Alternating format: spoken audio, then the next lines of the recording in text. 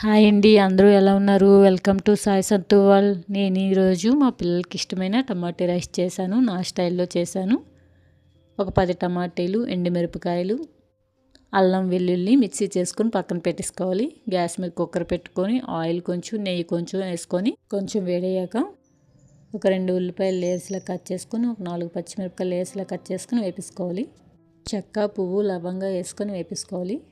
నేను కొంచెం జీడిపప్పులు, మిల్ మేకర్లు, బంగాళదుంపలు వేసుకొని వేయించుకున్నాను. బాగా బ్రౌన్ కలర్ వచ్చేటట్టు వేయించుకొని ఉప్పు, కారం, పసుపు యాడ్ చేసుకున్నాను.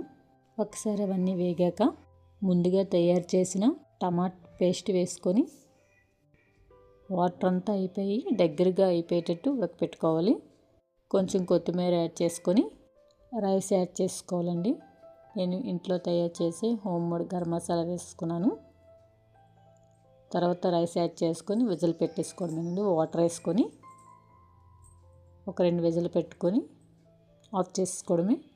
ఫైనల్ లుక్ ఎలా వచ్చింది. దాంతో రైతా యాడ్ చేశాను. మా పిల్లలకి చాలా చాలా ఇష్టం అండి. Thank you for watching. Please like, share and subscribe అండి.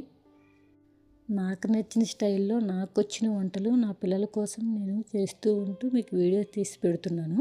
ఏ వీడియోస్లోనే రాంగ్ అయితే కామెంట్ చేయండి. నచ్చితే లైక్ చేయండి. వీలైతే సబ్స్క్రైబ్ చేయండి. Thank you.